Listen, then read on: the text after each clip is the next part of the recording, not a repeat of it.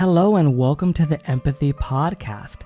This podcast seeks to explore the minds of those who not only understand or experience empathy, but of those who wish to take action, build and practice empathetic behavior through conscious decision and responsible lifestyle choices.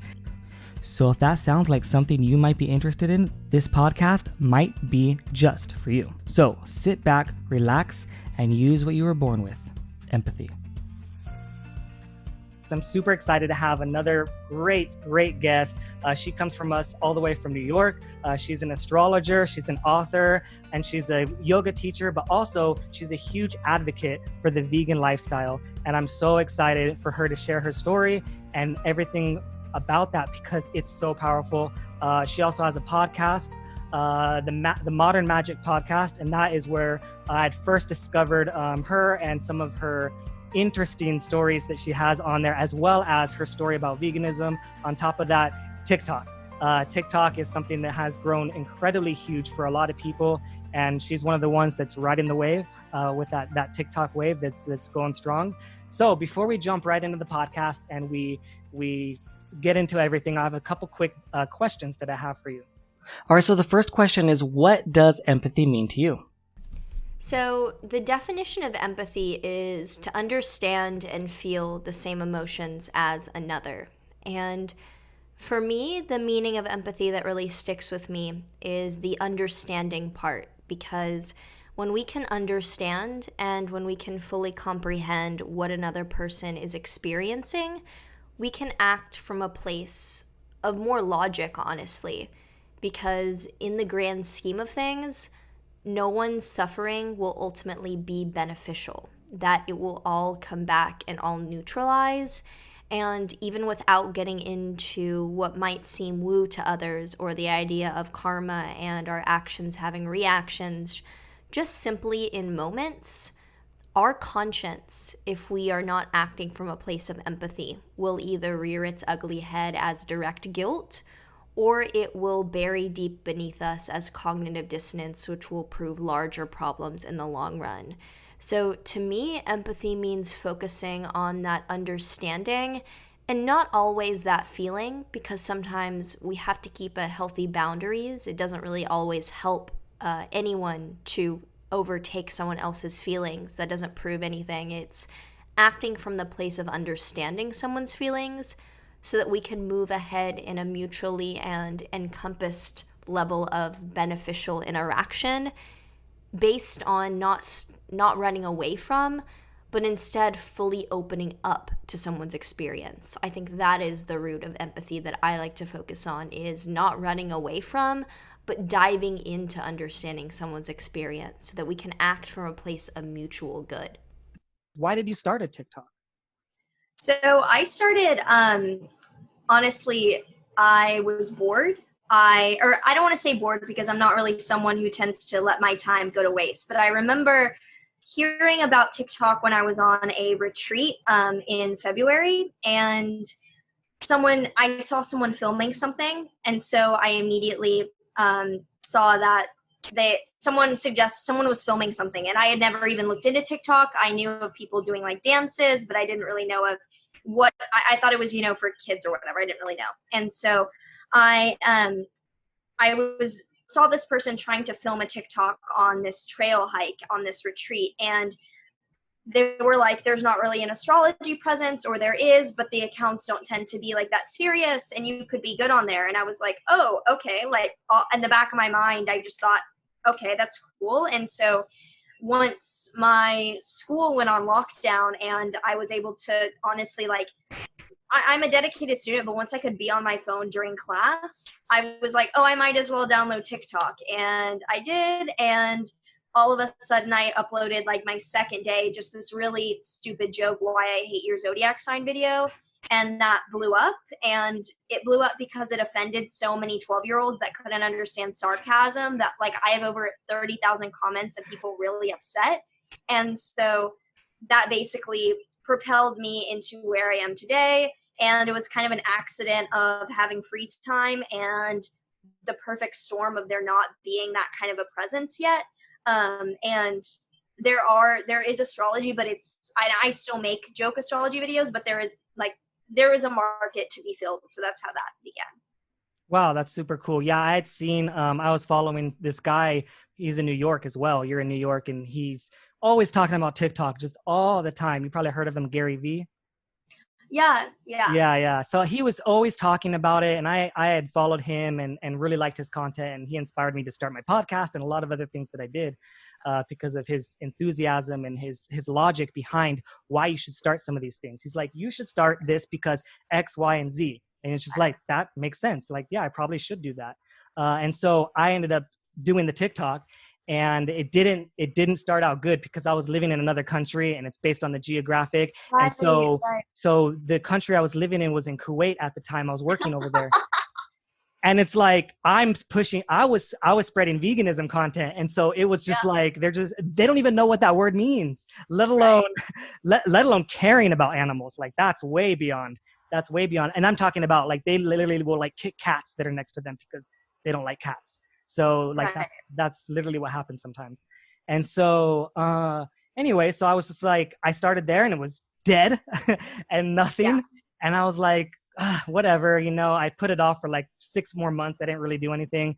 And then I came back to Los Angeles and San Diego and Southern California. And I started doing it again and started having some success. And I think one went super viral.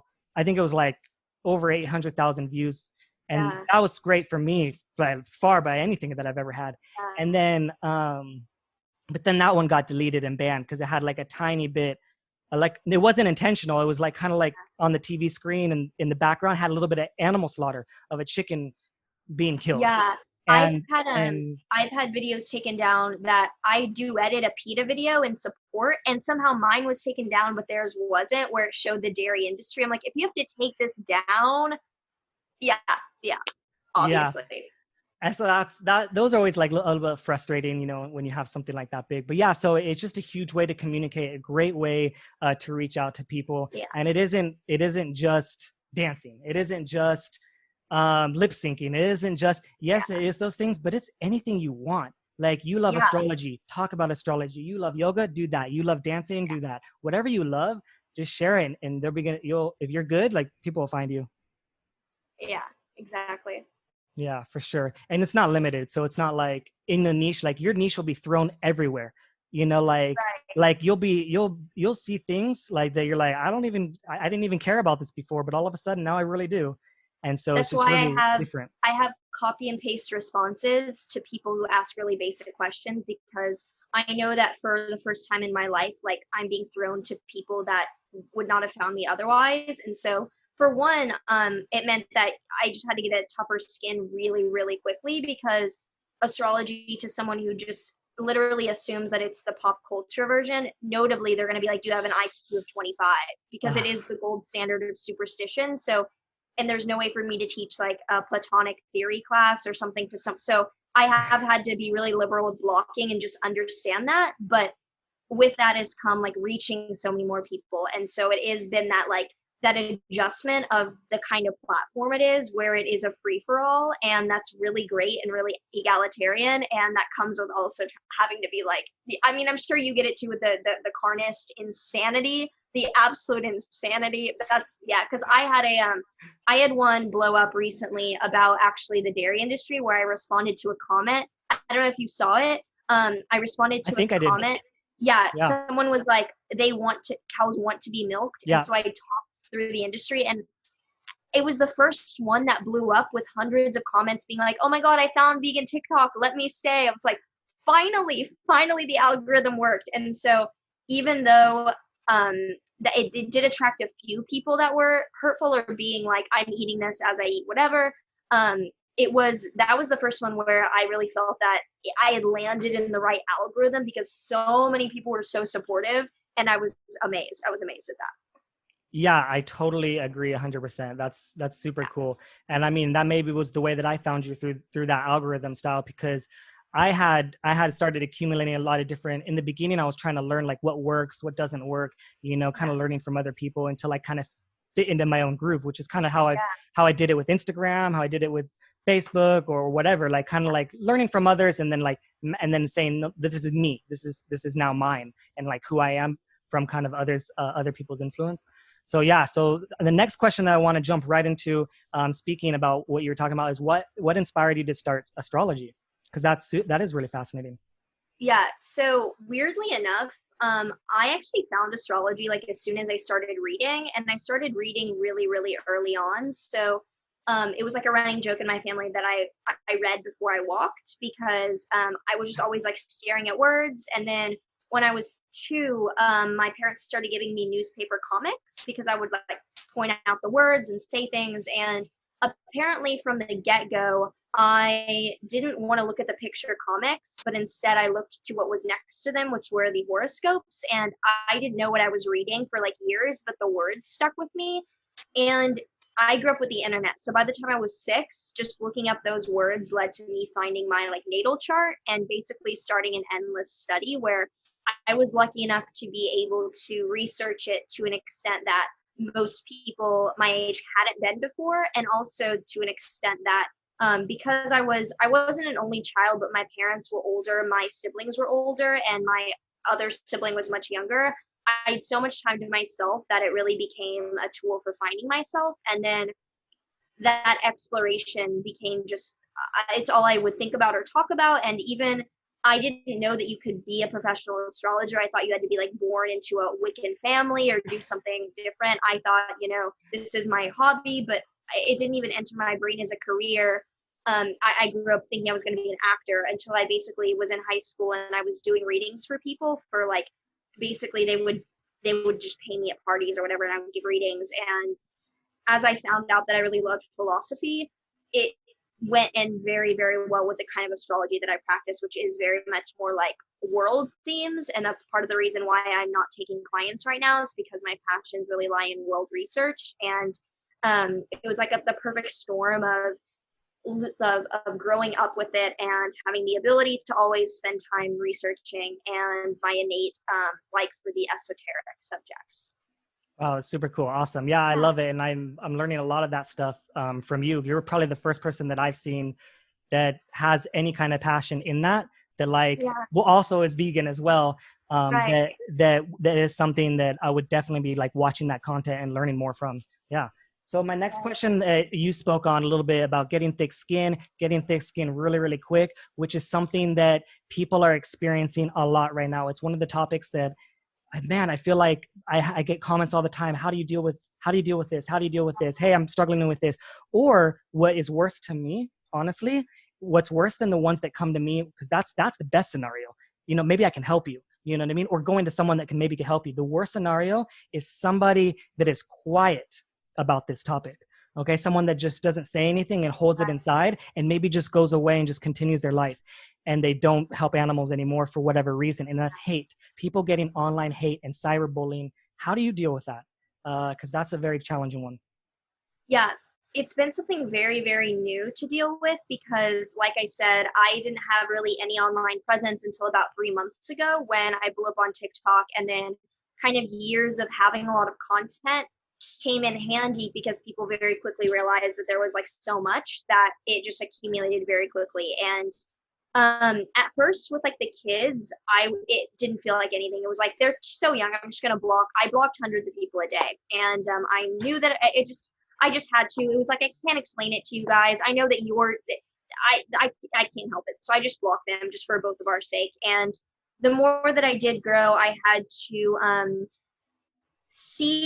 I have a 1-strike block policy, and I think that I don't respond to hate unless I can make a teaching point out of it.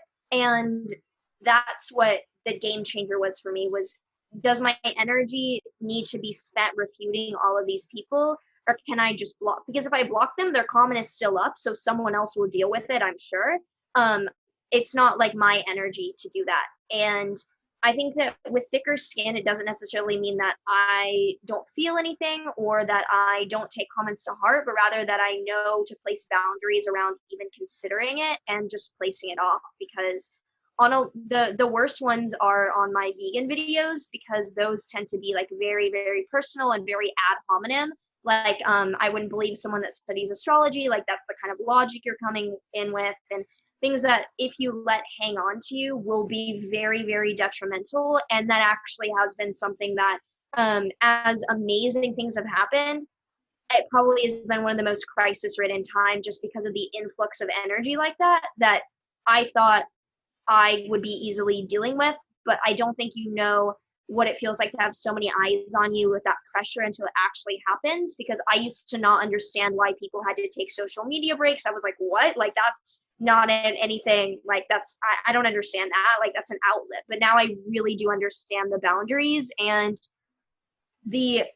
I think part of it is exposure therapy, to be honest, because there comes a point where you say, I'm not going to stop making this, so I might as well completely put a boundary around dealing with it. And I also agree that the real issue are people who actually either aren't triggered or stop because they don't want to put out that. Because I would rather someone get angry and triggered and be at that breaking point so that they can have the remorse or the big breakthrough, than someone who is always like, I'm not even going to think about it. I'm not going to say anything. Either like, I'm not going to do anything. That I would rather have some carnage, like extreme anger, or someone asking me questions and things like that, than someone who scrolls by because they can't even articulate how much cognitive dissonance they have. Even if it's idiotic, I would rather have the word vomit than not. So I see it every time as like, ooh, they got their trigger out. Like, good. There's some, like, I'm catalyzing the change. And I just remember that content online is not directly me. It's like a creation of mine, so that I don't have to identify personally with either the 12-year-olds not understanding or the carness finding what I created. Yeah, and I always say that someone that's a hater or someone that's a troll or someone that's totally against whatever you're standing for, I always say that they have one true goal in mind. Like, what do they really, really want from you? Yeah. And I this is the one goal that I think that they have. They want you to shut up. That's it. What they really, really want is you to stop putting information into their mind that is conflicting with what they already believe. And they want that to end, period. So what will they do to make that happen? That's the question. Everybody has a different idea of how to make you shut up. They can attack your person, your personhood, or your personality, or your looks. You know what I mean? They could threaten your family, right? They could threaten you. There's a lot of angles that someone can go to shut you up. But if you think about it and you say, well, if that's their goal, if their number one goal is to really shut me up, because that's what I think it is, why would I give them that? In my mind, why would I give you what you want? Like, you are an asshole to me. Like, I'm not going to give you what you want. Like, if anything, you're going to push me harder. And someone said it really well, whether you like him or not, he's very controversial in the vegan community, Vegan Gains.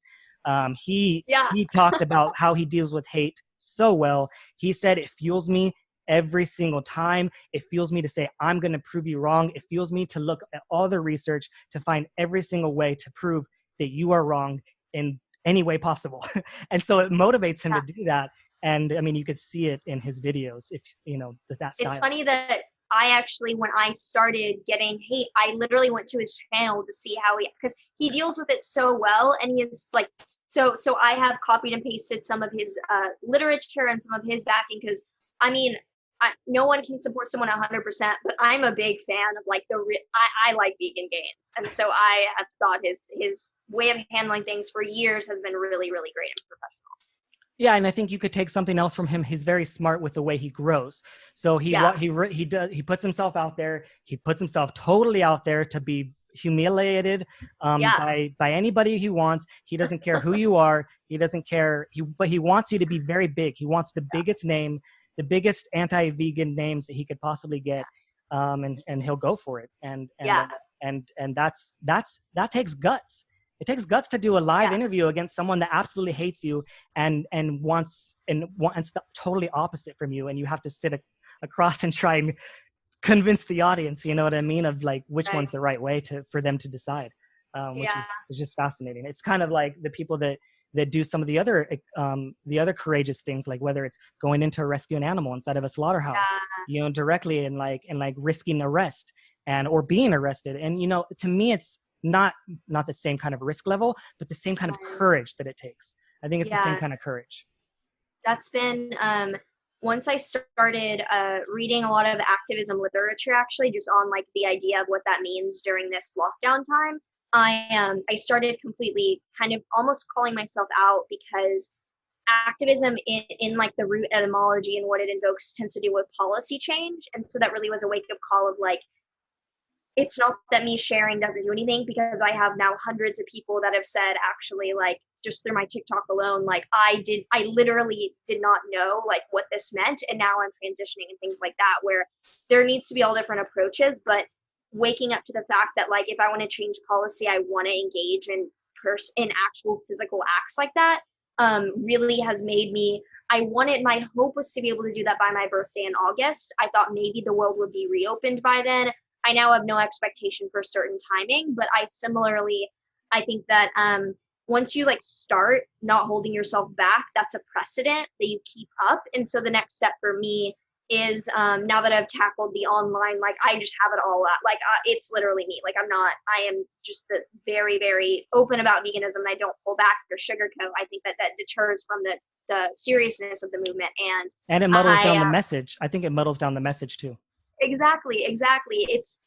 I'm very utilitarian with the way that I live my life. So I think always what will minimize harm and maximize healing, or maximize like overall life. And every moment that I know that I'm sugarcoating or saying or take it little by little, no. Like that's not helping. That's not minimize. That is not minimizing harm. And so that's what empowers me, is knowing like, oh, if I weigh this out, I'm not going to take that choice. And that has been my next goal, like you mentioned with the in-person activism, is to do that. And I don't know if there's actually much of that here in New York, because it's at least in New York City. But I wanted to travel too. So yeah. I don't know 100%, but I can almost guarantee you can find something in New York, because obviously they're an incredibly progressive city, relatively compared to the ones that aren't. And I mean, like LA and everything, right? And so, but have you heard of the Vegan Justice League? I have.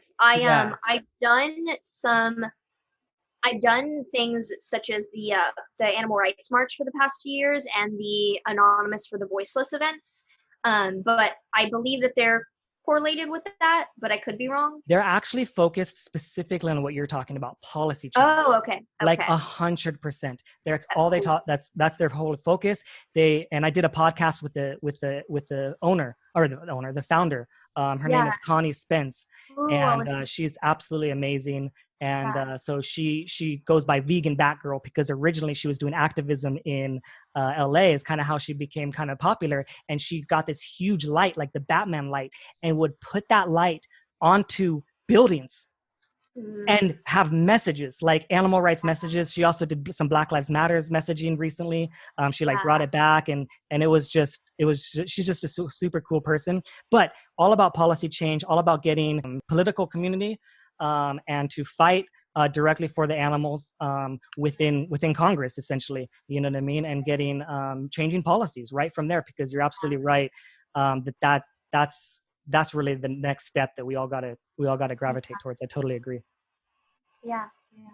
Because if our goal is really animal liberation and all that sort of stuff, there are so many policies in place that'll make that never happen. She talks about is everyone could go vegan and it wouldn't matter, because there's still policies in place that are still bailing out farmers. There's still policies in place that are giving them money for their wasted product. There's still all these things that are protecting them, and they were implemented in the 1930s because of the last depression, and they didn't change because it made sense. It was to protect us from starving, because that was almost what happened. So they said, whatever happens, like at least we won't starve. And so that's the reason why the policy. But over time, it's changed so much, and no one's gone against them, because everybody is in agreement with eating meat. So why would they want anything to change? So it's a very tough one now at this particular to make that change. Yeah, what was phenomenally, I guess I'm not someone that focuses on what aggravates me. I use it to focus on what I use that to fuel me. I don't focus on it. I transform that energy. But the recently with the pandemic and the outbreaks in the slaughterhouses and meat packing plants, that is, and the people not understanding that, just the issue being on like the obviously it's an issue with workers and crowding, but not tying it back to the fact that this all began like because of animal agriculture was just absolutely insane. Like that was been recently what's further fueled me to be like, I would love to keep my studies up so that I can be so that I think that the older I get, the more seriously the things I'm interested in will be taken. And therefore, I mean, it's not as if I have plans to do straight politics, but I would love to influence policy and whatnot. And like, I love people like Cory Booker and who are like actually working on this. And that's also with the agricultural subsidy side and the inherent nutritional side that further backs that. It all ties back to money. And what I've learned recently in doing a lot of anti-racist like literature research and whatnot has been awareness of more and more it's not a personal thing, it's a systemic power play thing. And so we have to undermine the power dynamics behind it that are inherent in speciesism, which are like, that's why when people ask me, do you hate me because I eat animals? I'm like, I'm not even literally paying attention to you. I'm like looking at a wider scale. I'm not even looking at you. You're not my concern. So that, yeah, changing policy, I think that will be the next thing that's necessary, and hopefully with some of the policies that are being introduced, that does change. Sometimes, like for example, let's say someone that doesn't know much about politics or much about animals or whatever, or not animals, but much about that whole world. What they're doing right now, like let's say Vegan Justice League, for example, is they're working on getting a lobbyist, right? Into Congress, right? So the money, their donations, their money are going to pay lobbyist salaries.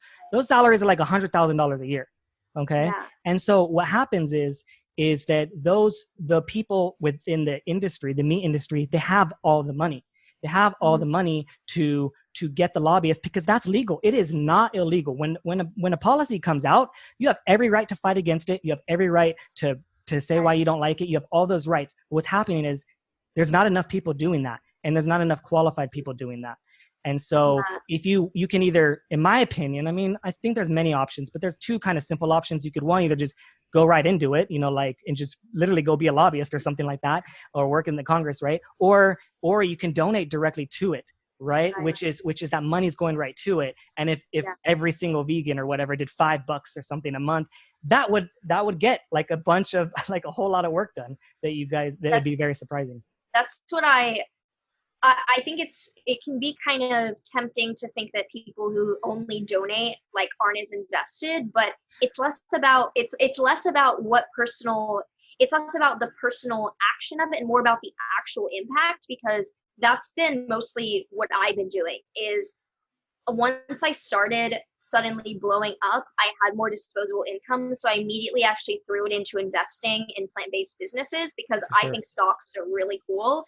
And so that was really exciting for me, like telling my dad and like his financial advisor, like friends, that like I'm investing in Beyond Meat and stuff. And they're like, that's cool. But that being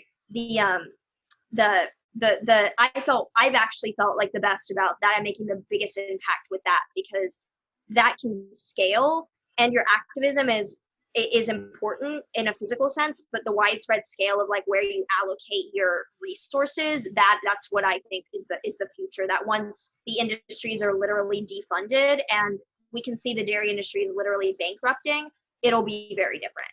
Yeah, absolutely. So let's get this podcast really going. So tell us a little bit about you. Some of your background. So I live in New York. I am from Houston, but I live in New York. I came here to go to NYU, and that was always the plan pretty much since I was very young. I had a dream to go to NYU and live in New York. So I was like aware of that being where I felt at home. I never felt at home in Houston. I went vegan in Houston when I was a teenager because I grew up asking a lot of questions, and that led me to become vegetarian pretty early on. And that was like the progression of logic that just made sense at the time. And growing up with a Holocaust survivor grandmother, I also was just more open to like atrocity than the average person. Like I could see what the other people couldn't necessarily. And So I saw that happening to animals, but I didn't realize the whole industry of it. And so once I had a teacher who was vegan when I was in high school, I looked up the word. I watched Gary Yourofsky, best vegan speech you'll ever hear. And that was also when I began studying ethics. And it all just massively, it was this big concoction of logic. That's what I like to think of it, that it's not this like pie in the sky, love and light. Like I love animals like any other living being. I'm not a big touchy-feely pet person. That when I go to animal shelters, I let the kids take the pictures. I admire. I like it's you know what I mean? It's not this concept of like hippy dippiness or entitlement that I think comes with veganism is so strange because for me it was very clear cut once I got evidence. And I then moved to New York to do acting initially. That was the plan. And then immediately when I got here, I became even more interested in what really lit me up, which was not just like getting applause for being on screen, but rather seeing the bigger truth beyond things. And so I switched to studying philosophy, and I recently graduated from NYU. And particularly, I'm interested in cosmology and ethics and consciousness. And I do astrology full time while I start my my graduate degrees in the fall, so that I am still a student, but I'm still, you know, talking about the cosmos too. That's awesome. So that's great. Yeah. Tell us a little bit about your vegan journey and what led you to that and some of the things that really led you there, because I find it really fascinating when I heard your story, and I think people really like that. So I grew up in the very average American family that the food was not particularly nutritious. It was a lot of the standard American diet, and it wasn't a second thought that I grew up in a divorced household, so my mom did cook in her house, but it did tend to be mostly really unhealthy. She claimed that we were Italian, so she cooked a lot of Italian food. I did a DNA test because I was suspicious because I have such naturally like light features. I have no Italian in me. I am all German and Polish, just complete nothing. Like, so basically I grew up thinking I was like trying to be authentically myself by eating this food that I hated. I didn't ever like dairy. So like, and I even would describe it as not even being a taste thing. I would tell people like, I cannot eat this. And everyone thought I was crazy, like crazy, but that was a theme that growing up, I didn't like anything dairy. Even like I didn't even like ice creams for the most part. It just something in me really didn't like it. And I began to ask questions as I got older. And especially I remember asking my mom, why is there like a dog beneath my feet and a pig on my plate? And her getting very, very upset at that, not even addressing it. Just she was a pretty violent and like alcoholic person. So my concern was always like, when can I eat to avoid her? And how can I make my own food? So my thoughts around food were already, I guess, more mature than the average person, because most people grow up thinking like, I'm hungry, where food? Like it's not even, it's archaic. That's the way I think about it, is that it's not them choosing to be cruel. It's like this archaic, just like reach and grab. And it takes a bit of, I guess, like shit shaking you up to maybe think twice about it. And for me, that was just my upbringing. Was I was already aware of, one, I didn't like the food my mom was making, and two, I needed to eat myself. And I really early on knew that the junk food didn't make me feel well. I knew that what I was eating at my school, which was like healthier because I went to just a ridiculous like Christian school that had pretty like I could eat the vegetables there and it was fine, that I enjoyed that more. And at my dad's house similarly, even though he was always had food available, it was always ordering in Domino's, and my standard order was a full medium-sized pizza when I was like 6, plus a full box of Cinnasticks. And just knowing that like I would eat that like 3-4 times a week. And I then, as I approached 13, 14, I started to say like, literally, I can't justify this, because I was already like reading some of the literature. I didn't find it compelling to read like Men's Health. I found there to be a pretty clear, like there's evidence-based, and I don't need to be a scientist to be able to tell that I can read the conclusions and be like, okay, like I don't need to eat this. And even then, my doctors were like, yeah, you don't. Like, I actually, somehow they were like cool with it. And then when I was 16, I after being basically vegan minus baked goods that might have had things in them, because I didn't like dairy, I didn't ever eat eggs. Like, I just didn't grow up actually in a house that tended to have eggs, so I didn't really eat them. Besides mindless food, I was vegan. And so when I had a teacher that said he was vegan, I was like, oh yeah, me too, thinking, oh, I don't know what that word means, but it's close enough to me. And I was able to keep the conversation. And then I looked it up, and I immediately found Gary Yourofsky's speech. And he, to this day, is like probably my biggest vegan inspiration, just based on the way he delivers things and his eloquence with it. And that night, it was just like bombardment of, even though I was already so far on the path, I hadn't made the ethical connection. And so everything compiled into one. And that's when I was already so at that point, it's not that I was bullied or like mistreated for being weird, but I was already weird. So I had no social capital to lose. Like, I was not going to be this like standard popular girl who was going to go vegan and be ostracized. It was me. People were like, okay, cool. She's vegan now, or whatever. And at the same time, my best friend, she was inspired by me. She went vegan. We're still vegan to this day, like 5.5 years later. And instead of, even though I did grow up in Houston, it's a pretty liberal city. So I never had a single issue. I have not ever been in a single circumstance in all of my years on any school trips where there have not been beans, rice, potatoes, vegetables, and I have not been able to have a full meal.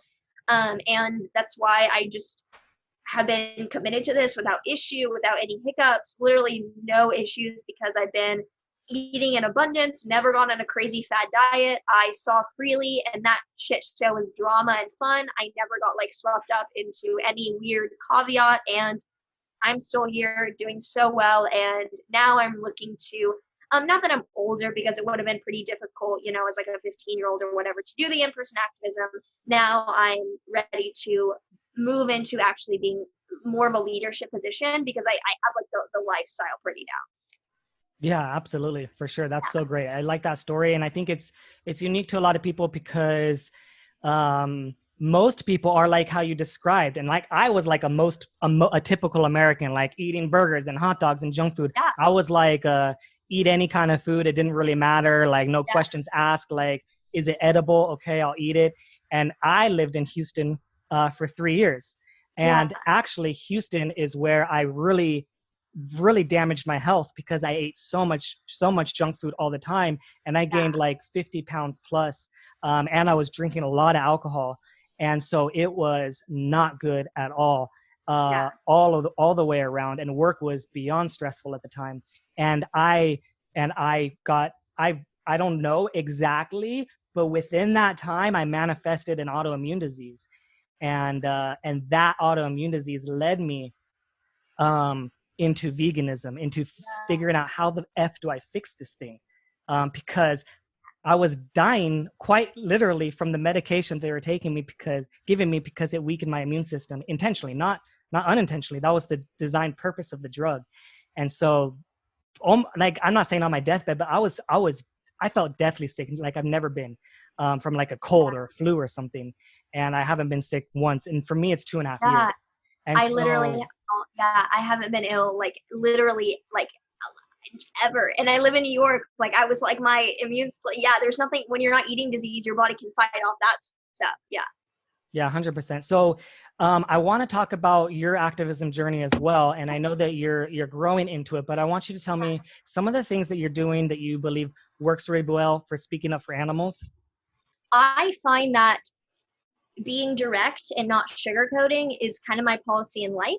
And so I think that there's no reason to, I think that just remembering that there are animals that you're working for, and that I don't like to use the word fighting for. I think living for and like working for is a bit more life enhancing. But I think that my activism has always been just like straight facts.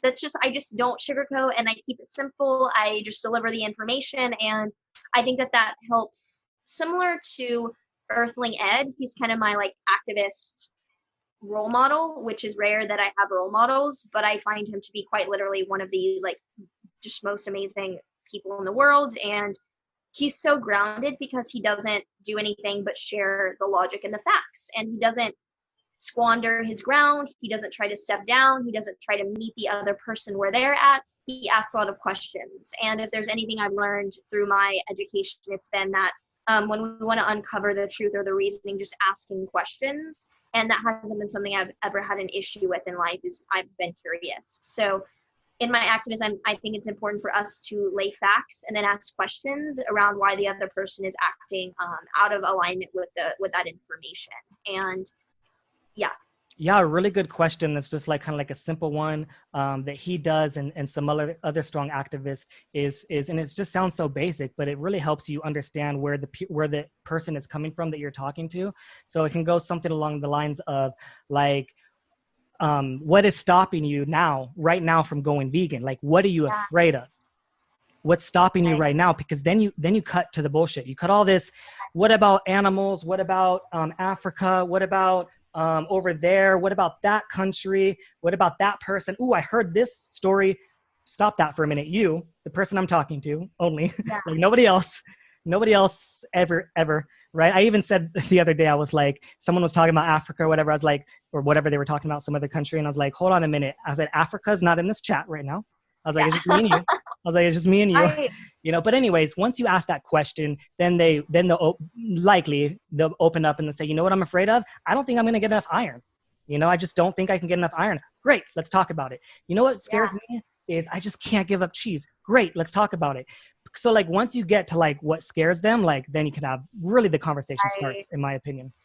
Right, I agree that a lot of the rebuttals are rather like skating around the bush and hoping for a cop out, where if like the weird hypotheticals, and I bring up really often that it's similar to like in humans, we can say that murder is wrong without having an asterisk of in terms of self-defense and in terms of being like cornered. Like we don't need to put an asterisk to a vastly applicable generalization of not needing to inflict harm. And so that's what I kind of like to remind. That's what I similarly do, is that let's pull it back to you right here, right now, because like what's stopping you from literally like saving money by buying the beans? Like what is like literally what is stopping you right now? And often it's just the tradition or the culture or the infiltration, and asking those questions leads them to have to interrogate their own values. Yeah, and when they say the answer, like, you know what I mean? When they say it themselves, it's so much more powerful than telling them the answer. It just, people like to listen to themselves. They just do. Yeah. You know what I mean? And so when they say it, you know, out loud, like oftentimes they'll say, man, that, whatever they say, like if I post something that's maybe a little bit graphic, you know, and they're like, oh, I don't think I can eat meat anymore. You know what I mean? Like you said that, you know what I mean? Like that's now in your mind frame, you know, and that's to me, that's a seed. That right there is a seed. Because whether they do it or not, that I know a seed's been planted in that moment. Right. That was what was so amazing about me actually having a video blow up around the dairy industry in a really positive way, like over 300,000 views now in a few days, and like 50, like really good, like most of the people are liking the video, and having people in the comments, there are a few people that, you know, say things like, okay, so who's eating cheese after this, who probably have not even watched the video, because it would be difficult to comment that when I talk about like just the sexual perversion of it all, and that they wouldn't be commenting that if they'd actually watched it. And I with that blowing up, it really showed me what people, because I hadn't had a reach to fully understand people's reaction when it clicks. And for them, it was a lot of, oh my gosh, there was so many comments around, like you could tell that they just made that connection, and that no one is, I mean, for most people, milk might as well be water, that it just comes out of nowhere. And so there's no thought behind it. And so once you explain it, seeing people come to that realization is that reminder that education and information is the way to unwind this like literal insanity. Yeah, absolutely. So tell me some of the specific places where you might be speaking up for animals that people could find you, reach out to you, connect with you. So on my, most of my content towards veganism is on TikTok. Most of it is responding to comments that I find are an easy entryway, because I don't know, my content isn't necessarily as like jokey, skitty. Like I don't really do like that kind of thing. And that doesn't even really work well for activist causes, because I think it tends to dumb it down. I think actually PETA does a good job with some of it, but most of my activism is through there. And I also post a lot on my Instagram and YouTube for vegan recipes and cooking. because I'm really passionate about just the lifestyle side of it, and I share that every single day. It's rare that I don't share a recipe and or a piece of activism every day, just like some kind of little truth to trigger whoever needs that. And those are the two platforms that I talk about it on all of my platforms, but Instagram, YouTube, and TikTok are where you can find definitive resources from me, and you can find me once the world is lifted up. You'll be able to find me physically at these things. I really want to go to Toronto Pig Save eventually, so that would be like an easy flight, and I would love to do that.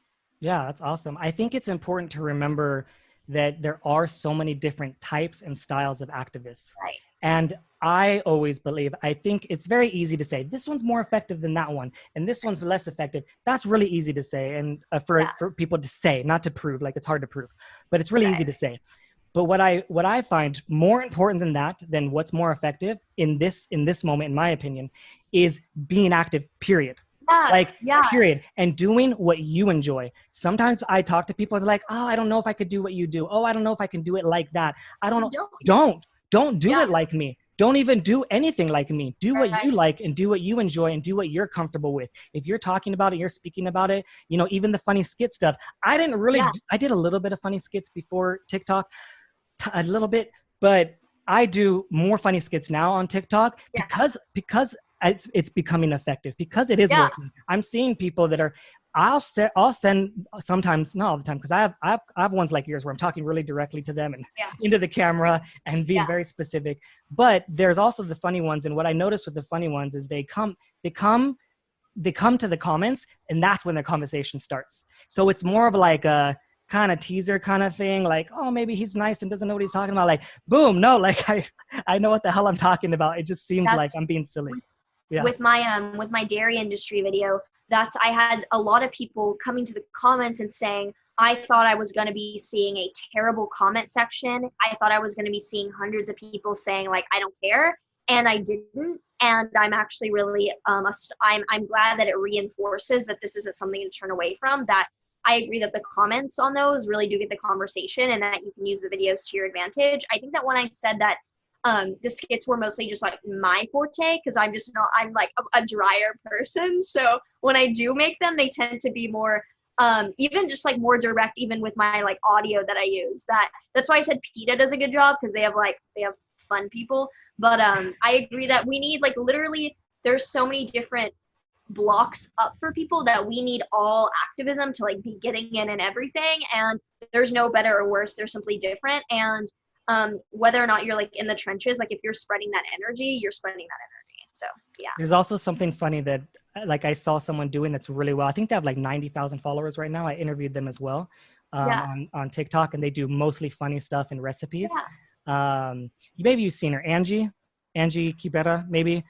She does a lot of funny stuff and great recipes. Anyway, she does a really good job at, and I took this from her. It was really smart. She does a good job of kind of breaking down, because she's a new vegan, so she still kind of connects with how she was before. So she's a lot closer to it than some of us that are a little bit further from it. And I think that's important. I think there's value with people, new vegans, and sharing what they think and what they believe and how they see things. I think there's real value in that. And so what she did is she will take things that are like common things that people will say that they make fun of them, vegans, like vegans eat grass, or, whatever it is. And she will literally eat grass in her video.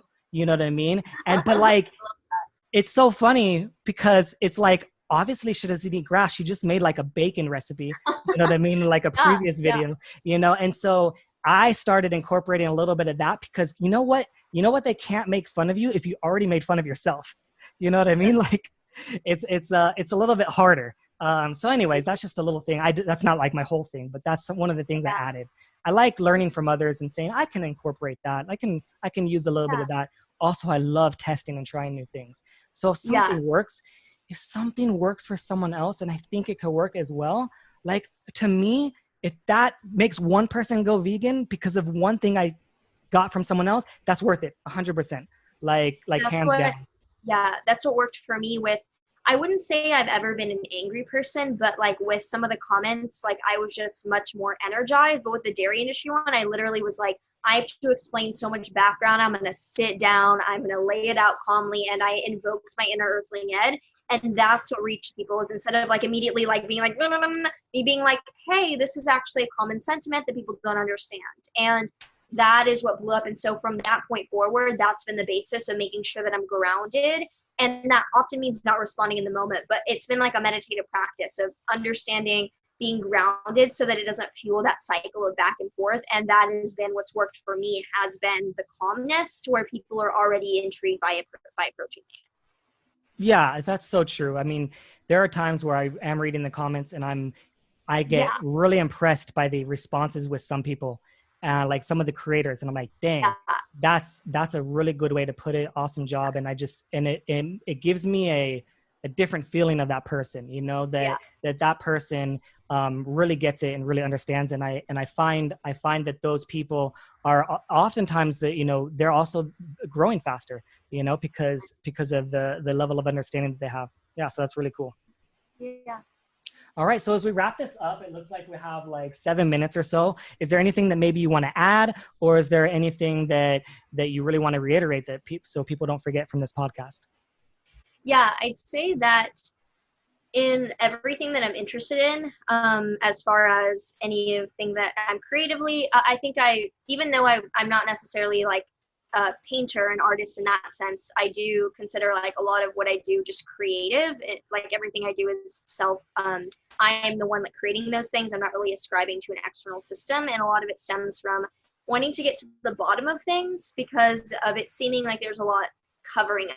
And whether that is with astrology and realizing that there was so much more to it and that I don't know exactly how we can have such a synchronistic universe, but that it really does reveal so much to it that I'm interested in that. And with veganism, like I said, it being a path of logic and sense, that I would just encourage anyone listening to examine just even the micro decisions and the small things in their life, to take a meditative stance and ask yourself why you're doing things and if it literally makes sense, because often we're caught up in thousands of years of cultural inertia or just regurgitating what we saw as a few years old. And just a bit of presence in our own lives can make all the difference, and that it feels much, I don't think that ignorance is bliss. I think it's a sedative, and it feels much greater to actually work through the shock of reality and accumulate and assimilate into feeling great in awareness, and that's actually where power lies. I love that. And I've never heard that ignorance is a sedative, but that I didn't either until I just said that. All right. We'll put that on a quote and it'll be yours. All right. All right. Well, I had a great time talking to you. And thank you so much for this impromptu request for a podcast, because it was a very unique way that I asked for a podcast, but I love speaking to people that are new, that are fascinating. I like learning more about people that I don't know too well. Those are the most exciting podcasts for me, because I always feel like when you meet someone or when you're talking to someone or you learn them, that's not always, but that's usually the most interesting or exciting time, because it's like everything's new and I like new things. And so that's one of the things that I like to do on this podcast, is speaking to people that I find interesting, that I think are having a big influence, that can educate and teach people, because it's almost, this is my school, honestly. Like this, like talking to you or people like you is kind of like, that's my education. Yeah. Well, thank you so much, because similarly, I think that the more that we learn from each other as people who are interested in growing and learning, the more that can exponentially increase. And so I am always really thankful to be able to connect with other vegan kings and queens, and to continue on the message. And I'm excited to see the upcoming episodes from you and go back and listen to the people you mentioned, because that's my jam, is to just hear about people's vegan journeys. So yeah, I appreciate it. Oh my gosh. Yeah. If you want to hear vegan journeys, hopefully there's people that you know, like if you take a look at the guest list, every episode's a guest. The first episode was by myself explaining what the podcast is going to be about, the theme, the purpose, the goal. All the other ones are with guests or multiple guests. Yeah. All right. Okay. Well, take care. Have a great day. And we'll be having this one up as soon as possible. Perfect. Thank you so much. All right, bye. Thanks for talking. Thank you for listening to the Empathy Podcast. I appreciate you guys for listening. I hope you guys took away something and you can apply it in your day-to-day lives. Also, I can see that there's a lot of you listening that aren't subscribed, so please subscribe and make sure you leave a review at Apple Podcasts. That helps people find my podcast so that more people can listen.